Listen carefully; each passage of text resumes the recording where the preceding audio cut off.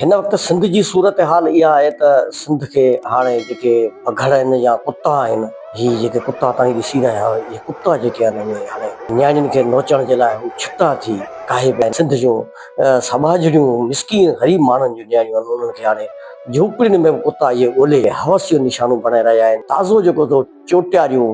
ज़िलो सांगड़ में मासूम नियाणी शाद बानो सां हिकु वॾेरे जे पुट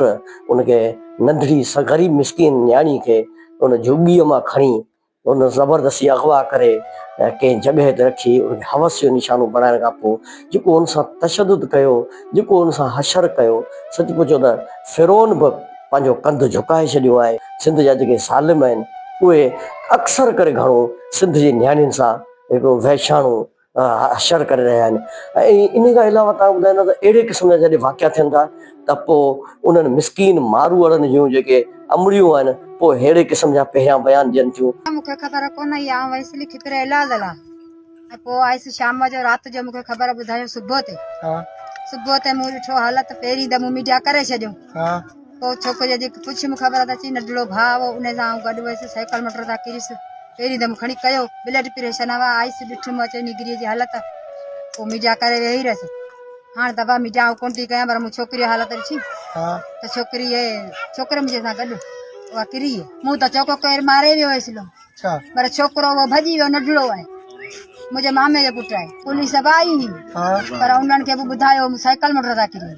अहिड़े क़िस्म जा ज़बरदस्ती बयान उहो केरु थो ॾियारे, उहो पुलिस जी वर्दी में पुलिस जा ऑफिसर शाद बानो मल्लाह जेका आहे या मासूम 14 सालनि जी नियाणी सां जेको वहशियन ज़ुल्म कयो आहे चोटियारियूं में, उन जी उमिरि खां अहिड़े क़िस्म जो ज़बरदस्ती बयान ॾियारे थो वञे। वरी उन खां पोइ इंसानी हमदर्दी रखंदड़ इंसान आहिनि अॻ भरो उहो आवाज़ बुलंद कनि था त पोइ अहिड़े क़िस्म जूं नियाणियूं जेके आहिनि उन्हनि जो जेको माहिरूं आहिनि उहे वरी हिन क़िस्म जो बयान ॾियनि थियूं। इन हिसाब सां वरी दोखो ते कयो, वरी मूंखे बयान ॾियारियई वापसी, मूं पोइ बयान वापसी मूंखे दाबा ॾियारे मूंखे ॾियारियऊं। पुलिस जा कुझु अहिड़ा ऑफिसर बि आहिनि जेके ज़ालिमनि सां महाॿेली थी रहिया आहिनि, जंहिंजे करे ही अहिड़े क़िस्म जा जेके वाक़िया आहिनि, उहो आसिया कोसो जो वाक़ियो हुजे, फातिमा फुर्लो जो वाक़ियो हुजे, उहो शादमानो मल्लाह जो वाक़ियो हुजे, या अहिड़े क़िस्म जा ॿिया जेके बि वाक़िया आहिनि उन में इहे जेके हथी वठी बि वञे, उन में वॾे में वॾो जेको महाॿेली आहे उहो पुलिस अख़्तियारियूं आहिनि। ऐं पुलिस अख़्तियारनि ते कंट्रोल करणु सिंध हुकूमत जे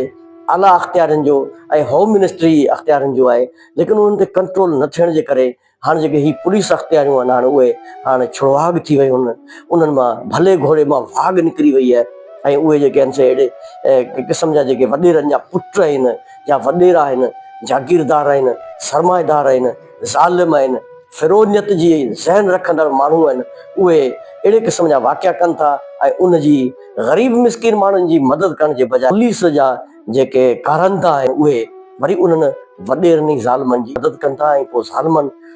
खे वरी बि मोह ॾियण जे लाइ वरी बि इहा सोशल मीडिया आहे, इहे सहाफ़ी बिरादरा आहिनि, इहे ग़रीब मिसकिन माण्हुनि जे लाइ दिलि में हमदर्द रखंदड़ जेके इंसान आहिनि उहे अॻ भरो थियनि था, तॾहिं इन्हनि ग़रीब मिसकिन माण्हुनि खे इंसाफ़ जो जेको सो लकीर ॾांहुं वञिणो पवे थो। हुकूमत खे सिंध जी अवामी अपील थी करे त चोटियारियूं ज़िलो सांगड़ में हिकु मासूम ग़रीब झुगी में रहंदड़ शादमानो मल्लाह सां ज़्यादती कंदड़ ऐं उन सां बेवाजिबी कंदड़ जेको गिरफ़्तार थियो आहे वॾेरे जो पुटु, उनखे कैफ़रे किरदार ताईं पहुचाए त जीअं ॿिया वॾेरा, ॿिया ज़ालिम, ॿिया जागीरदार या ॿिया जेके फिरोन आहिनि उन्हनि खे इहो सबक़ मिली सघे त आईंदे अहिड़े क़िस्म जो सिंध में वाक़िया न थी सघनि। कैमरा टीम सां गॾु हसन पंवर, मातली।